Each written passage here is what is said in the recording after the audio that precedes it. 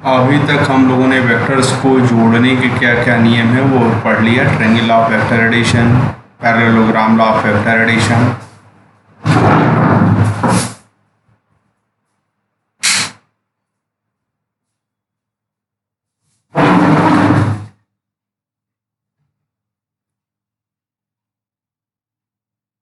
अब तक हम लोगों ने वेक्टर्स को ऐड करने के कुछ नियमों के बारे में पढ़ा। पहला नियम जो पढ़ा वो था triangle law of vector addition. दूसरा जो नियम था वो parallelogram law of vector addition था। तीसरा जो नियम था वो polygon law of vector addition था। ठीक है, आइए एक एग्जाम्पल लगाते हैं। ये एनसीईआरटी के एक्सरसाइज से दिया गया क्वेश्चन है। On an open ground A motorist follows a track that turns to his left by an angle of 60 degree after every 500 meter. Starting from a given turn, specify the displacement of the motorist at the third, sixth and eighth turn. Compare the magnitude of the displacement with the total path length covered by the motorist in each case. कोई motorcycle चलाने वाला बंदा है, वो एक ऐसे track को follow कर रहा है जो हर 500 मीटर पर 60 डिग्री से मुड़ जाता है। ठीक है, एक दिए हुए टर्न से स्टार्ट करके वो लगातार ऐसे ही चल रहा है। तो हमें स्पेसिफाई करना है displacement of the motorist at the third, sixth and eighth turn. Third turn, six turn और एट्थ टर्न पर जो डिस्प्लेसमेंट्स हुए हैं उसको प्राप्त करना है और कंपेयर करना है इस डिस्प्लेसमेंट को डिस्टेंस कवर्ड से, पाथ लेंथ कवर्ड से तुलना करना है। ठीक है, तो आइए इसको करते हैं। यहाँ पर देखा जाए तो मोटरसाइकिलिस्ट जो है ए से स्टार्ट करता है। मान लीजिए 500 मीटर गया और 60 डिग्री से टर्न ले लिया, फिर 500 मीटर गया 60 डिग्री टर्न ले लिया, फिर 500 मीटर गया सीधे, फिर 60 डिग्री टर्न ले लिया, फिर 500 पर फिर 60 डिग्री टर्न और फिर 500 पर 60 डिग्री टर्न, फिर पुनः इसी चीज को वो रिपीट करता चला जा रहा है। ठीक है, तो ये आपका फर्स्ट टर्न हुआ, यहां से स्टार्ट हुआ है। तो ये सेकंड टर्न हुआ, ये थर्ड टर्न हुआ, ये फोर्थ टर्न हुआ, ये फिफ्थ टर्न हुआ और यह सिक्स्थ टर्न हुआ, यह सेवेंथ टर्न हुआ, यह एट्थ टर्न भी हुआ, एट्थ टर्न भी हुआ। ठीक है, तो हमें पता क्या करना है, थर्ड टर्न पर डिस्प्लेसमेंट कितना हुआ, सिक्स्थ टर्न पर डिस्प्लेसमेंट कितना हुआ और एट्थ टर्न पर डिस्प्लेसमेंट कितना हुआ। फिर एक बार डिस्प्लेसमेंट जब निकल जाएगा तो हमें कंपेयर करना है कि थर्ड टर्न तक जाने में कितना डिस्टेंस कवर्ड हुआ, सिक्स्थ टर्न जाने में कितना डिस्टेंस कवर्ड हुआ और एट्थ टर्न तक जाने में डिस्टेंस कवर्ड कितना हुआ, और डिस्प्लेसमेंट और डिस्टेंस में क्या रिलेशनशिप नजर आ रहा है इसको भी हम लोग देखेंगे। ठीक है, तो आइए बात करते हैं थर्ड टर्न की। तो ये फर्स्ट टर्न है, सेकंड टर्न है और थर्ड टर्न है। तो थर्ड टर्न जो है क्या हो जाएगा, मैं डिस्प्लेसमेंट ये हो जाएगा, ए डी डिस्प्लेसमेंट हो जाएगा। देखिए पहला डिस्प्लेसमेंट 500 मीटर ये है, ए बी वेक्टर, दूसरा बी सी वेक्टर और तीसरा सी डी वेक्टर।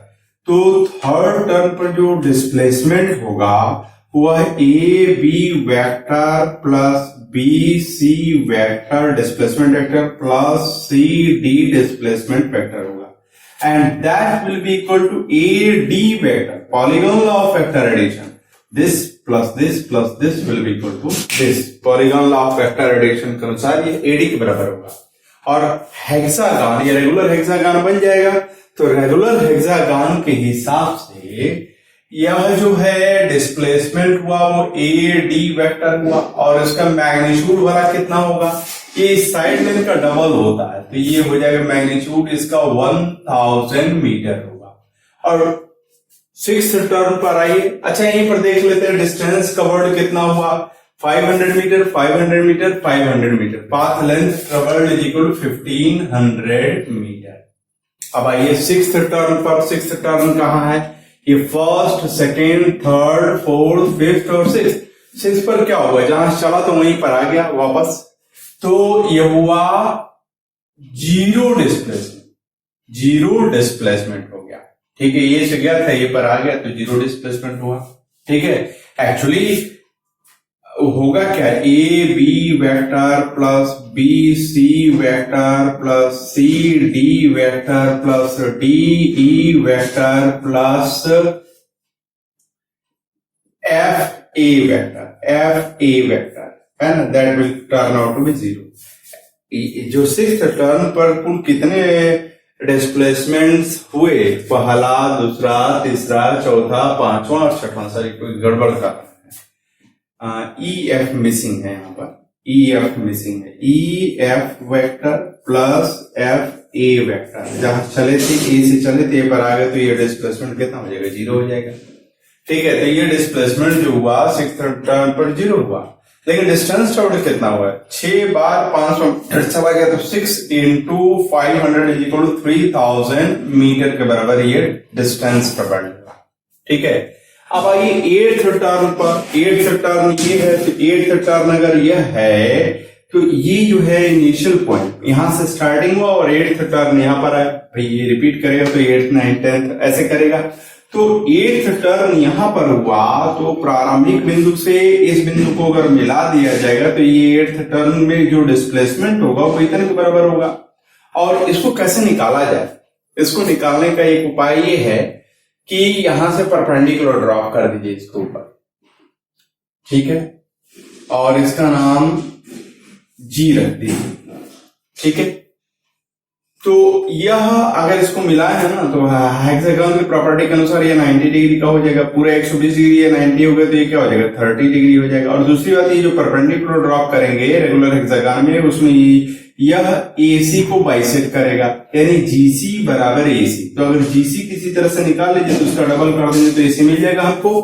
तो इस ट्रायंगल में, ट्रायंगल GBC में अगर cos 30 डिग्री ले लिया जाए, cos 30 degree equal to base by hypotenuse, तो बेस हुआ आपका GC और हाइपोटेन्यूज हुआ BC। ठीक है, अब cos 30 कितना होता है? स्क्वायर रूट ऑफ 3/2 हो जाएगा। GC I don't know, BC I know 500 metre, cross multiply करेंगे तो GC इज इक्वल टू क्या हो जाएगा? 250 स्क्वायर रूट ऑफ 3 मीटर के बराबर हो जाएगा। ठीक है, GC हमको पता चल गया कि GC कितना है, इसका डबल कर देंगे तो AC मिल जाएगा। तो AC is equal to double of GC and that is equal to 500 square root of 3 metre. ठीक है, तो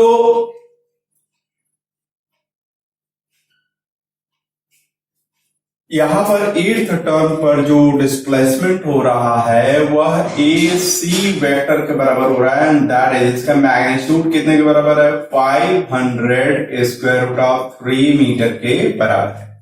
और डिस्टेंस ट्रेवल कितना होगा? 8 बार 500 मीटर चला गया है तो 5 × 40, 4000 मीटर के बराबर होगा। तो देखिए डिस्प्लेसमेंट सदा ही कम है और डिस्टेंस ट्रेवल क्या है? ज्यादा है। ठीक है, I hope and trust that you have followed what was needed to convey.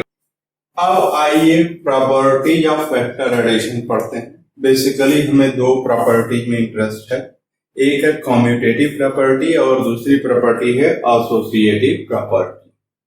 ठीक है, तो first one is commutative property.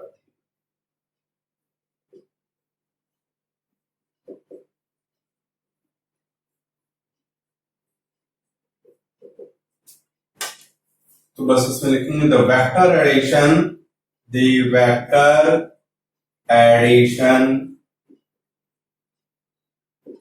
is commutative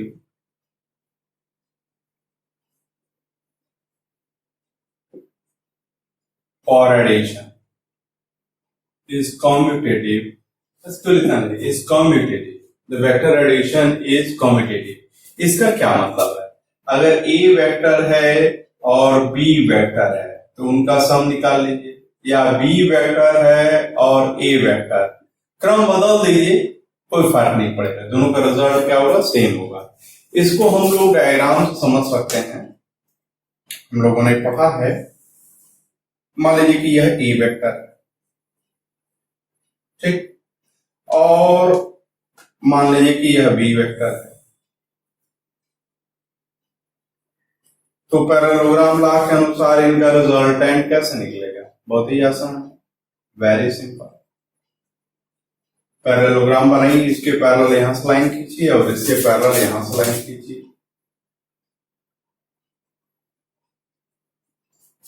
ठीक है।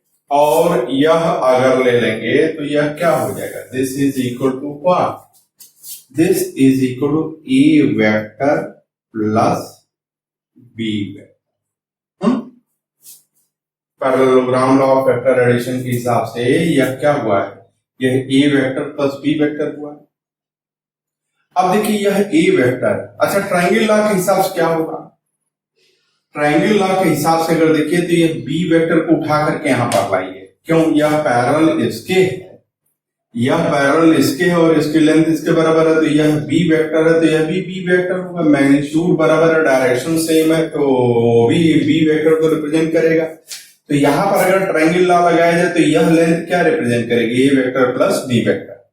तो सर इसको क्यों उठा के ले जा रहे हैं, इसको उठा के यहां लाइए, तो यह जो लंबाई होगा वह ए वेक्टर को रिप्रेजेंट करेगा, और इसमें अगर ट्रायंगल लॉ को लगाएंगे तो this vector plus this vector is equal to this vector होगा, तो this vector is equal to what, B vector plus A vector, ठीक है। तो यही लंबाई क्या रिप्रेजेंट करे, यही vector A vector plus B vector है, और यही वेक्टर जो है B vector plus A vector भी है, तो इसका मतलब दोनों बराबर है, ठीक है, ओके। तो क्लियरली इस डायग्राम से बिल्कुल क्लियर है कि A vector plus B vector is the same as that of the B vector plus A vector. तो पहली प्रॉपर्टी क्लियर हो गई। आइए दूसरी प्रॉपर्टी के बारे में बात करते हैं।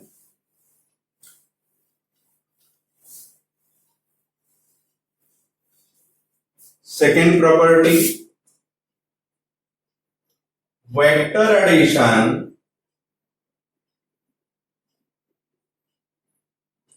इज एसोसिएटिव,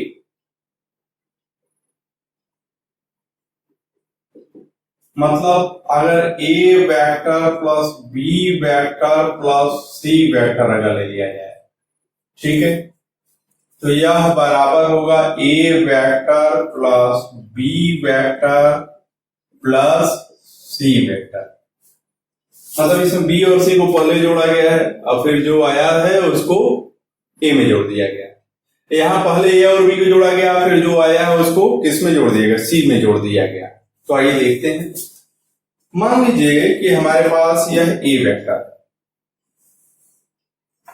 ठीक, ए वेक्टर है और यह वेक्टर जो है बी वेक्टर है। Let us assume this is B vector, ठीक, ओके। और मान लीजिए कि यह सी वेक्टर है, थोड़ा देर के लिए मान लेते हैं सी वेक्टर है। अब B vector plus C vector जरा निकालिए, B vector plus C vector,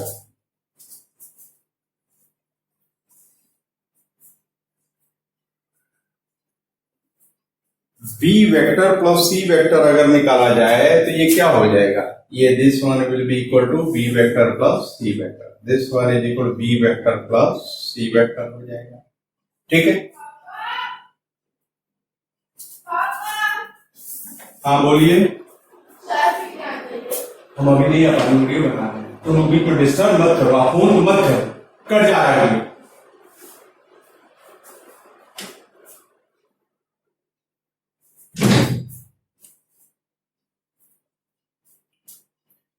यह क्या हो जाएगा, B vector plus C vector हो जाएगा, ठीक है, ओके। तो यह एक वेक्टर हुआ B vector plus C vector. और अगर यहां पर अगर ये ऐसे अगर ज्वाइन कर दिया जाए तो ये क्या होगा, ट्रायंगल लॉ के अनुसार यह वेक्टर जो होगा A vector plus what, B vector plus C vector, one vector हो जाएगा, ठीक है। अच्छा पहले आइए ए और बी को जोड़ते हैं, ए वेक्टर और बी वेक्टर को जोड़ते हैं, तो ट्रायंगल लॉ के अनुसार यह क्या हो जाएगा, this one will be equal to what? This one will be equal to a vector plus b vector, है ना? अब यह एक vector, a vector plus b vector. अब अगर इस ट्रायंगल का इस्तेमाल करें तो this vector plus this vector equal to this vector होगा। तो इस ट्रायंगल के हिसाब से क्या होगा, यह a vector plus b vector है और यह c वेक्टर है, तो यह वेक्टर जो होगा वह a vector plus b vector and whole plus c vector, यानी यही चीज रिप्रेजेंट कर रहा है a vector plus b plus c vector और यही चीज रिप्रेजेंट कर रहा है a plus b vector plus c vector, यानी इसी के द्वारा दोनों रिप्रेजेंट हो रहा है। इसका मतलब यह बात सही है, a plus b plus c is equal to a vector plus b vector plus c vector. ठीक है, तो हम कह सकते हैं कि vector addition is associative in nature, so that was a good thing. Third property भी है, प्रॉपर्टीज तो बहुत सी हैं लेकिन हमारे काम की जो है वह 2-3 है बस।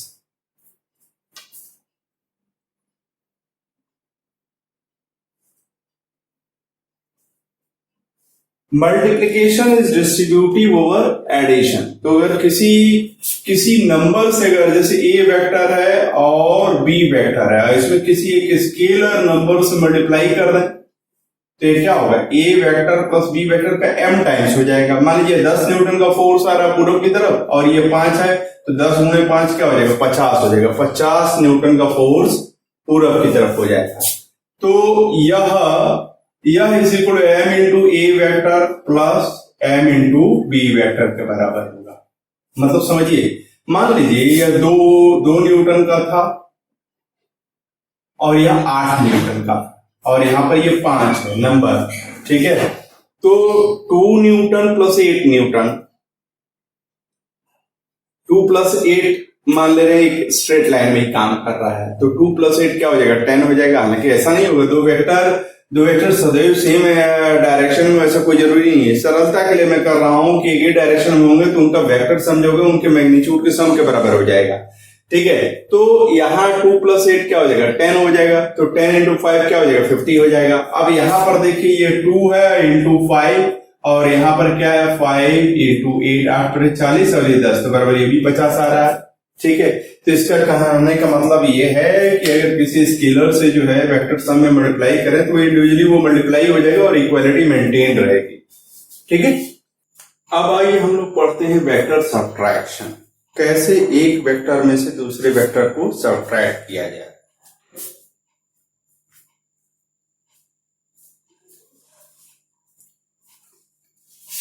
मान लीजिए कि हमारे पास एक वेक्टर ये है, ए वेक्टर, ठीक है। इसमें जब ऐड करना हो रहा था बी वेक्टर को, जैसे मान लीजिए बी वेक्टर है, तो क्या कर रहे हैं, this one is the B vector, तो क्या किया जा रहा था, ट्रायंगुला लगाया जा रहा था। ट्रायंगुला में क्या किया जा रहा था भाई, यहां पर जो है इसकी ये इसकी दिशा में 10 का 10 ये है, ऐसे ए को खींच लिया गया, ए की दिशा ये है, ठीक है। और ए और बी के बीच में जो एंगल बन रहा है, मान लीजिए क्षण भर के लेके थीटा के बराबर एंगल बन रहा है, उतना ही एंगल ले करके हम लोग क्या कर देते हैं, यहां पर बी वेक्टर को बना लेते हैं और कहते हैं कि भैया यहां पर ये हो गया ए vector plus B vector, A vector plus B vector, ठीक, ओके। इन दोनों के बीच में कितना एंगल था, थीटा के बराबर एंगल, ए वेक्टर और बी वेक्टर के बीच में। तो ये तो एडिशन का मतलब था, ओके। सब्ट्रैक्शन का क्या मतलब है, अगर ए वेक्टर में से अगर बी वेक्टर को अगर सब्ट्रैक्ट करना है तब क्या करेंगे। यह ए वेक्टर है और इसमें से सब्ट्रैक्ट करना है कितना, माइनस करना है किसको, बी वेक्टर को सब्ट्रैक्ट करना है, ठीक है। Let us, this is our B vector, subtract करना है, तो मतलब क्या करना है, A vector minus B vector, ठीक है। तो इसको हम ऐसे भी कह सकते हैं कि this is A vector plus minus B vector, negative of B vector, ठीक है, तो ए वेक्टर में एक्चुअली निगेटिव और बी वेक्टर जोड़ देंगे तो वह A vector minus B vector हो जाएगा। ठीक है, अच्छा बी वेक्टर अगर यह है, बी वेक्टर अगर यह है तो माइनस बी वेक्टर क्या होगा? मैंने प्रॉपर्टीज ऑफ वेक्टर्स में पढ़ाया था निगेटिव वेक्टर। निगेटिव वेक्टर से क्या मतलब है कि अगर यह एक पी वेक्टर है, मान लीजिए यह पी वेक्टर है, ठीक है, यह पी वेक्टर है, तो बस मैग्नीट्यूड सेम रखते हुए अगर ये डायरेक्शन अगर बदल देंगे तो ये क्या हो जाएगा? माइनस बी वेक्टर हो जाएगा। तो अगर बी वेक्टर अगर मुझे इधर दिखाई दे रही है और ये वेक्टर इधर, इसमें सब्ट्रैक्ट करना है, तो इसका मतलब ये है कि ए वेक्टर में ऐड करना है किसको? ए वेक्टर में ऐड करना है किसको? माइनस बी वेक्टर है, माइनस बी वेक्टर। भाई बी वेक्टर इधर है तो ये क्या हो जाएगा? माइनस बी वेक्टर इधर हो जाएगा। ठीक है, ऐसे हो जाएगा। तो चलिए ऐड करके देखते हैं।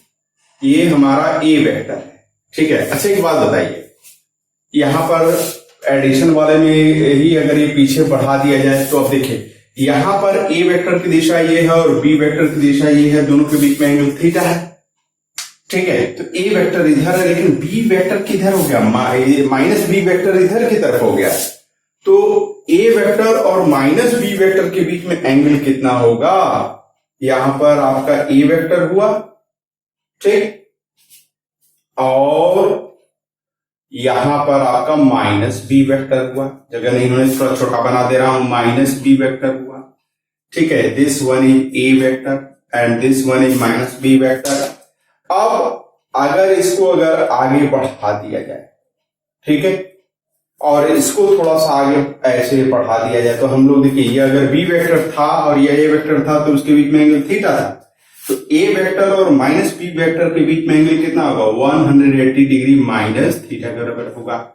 ठीक है, ओके, तो ये this will be equal to what? This one is equal to A vector plus minus B vector and this you can write as A vector minus B vector. ठीक है, तो किसी भी वेक्टर में से दूसरे वेक्टर को घटाने का क्या मतलब निकला? बड़ा सरल सा मतलब निकला कि जिसको घटाना है उसका निगेटिव वेक्टर जो है पहले वाले वेक्टर में जोड़ दीजिए। और जोड़ने का रूल आपको मालूम है, ट्रायंगल ऑफ वेक्टर एडिशन। तो यहां पर देखिए ए वेक्टर में से बी वेक्टर को सब्ट्रैक्ट करना था, तो हमने क्या किया? ए वेक्टर में ऐड किया है किसको? माइनस बी वेक्टर को। ठीक है, तो ए वेक्टर ऐसे है, माइनस बी वेक्टर ऐसे है। ठीक है, तो यह A vector plus minus B vector हुआ, that is equal to A vector minus B vector हुआ।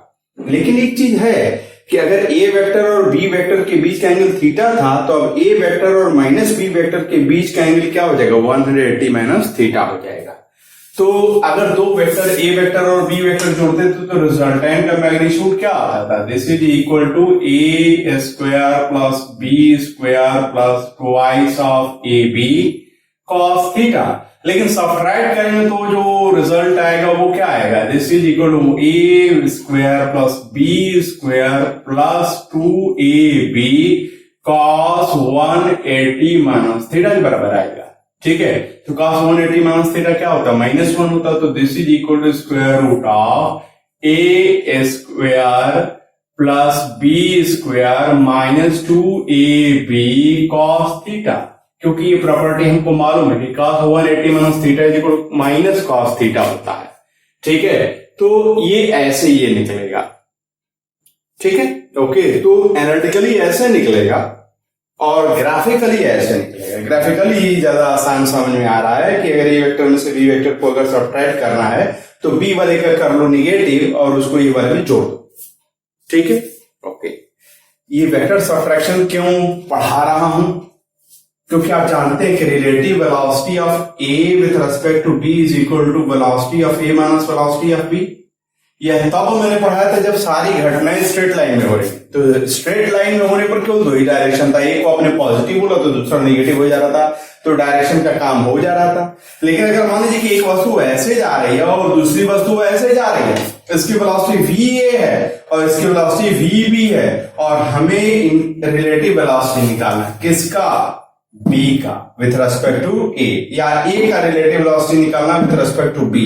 तो relative velocity of A with respect to B is equal to हम देखेंगे velocity of A minus velocity of B. तो actually यहां पर vector subtraction करना पड़ेगा इस केस में। अगर उनकी डायरेक्शंस अलग अलग हो गई, सेम स्ट्रेट लाइन में नहीं हुआ, तो रिलेटिव वेलोसिटी निकालने के लिए आपको vector subtraction of the velocity लेना पड़ेगा और वहां पर इस कॉन्सेप्ट का इस्तेमाल करना पड़ेगा। लेकिन अभी थोड़ा सा रिलेटिव वेलोसिटी अगले टर्म पर हम लोग करेंगे, आज ही रोक देते हैं।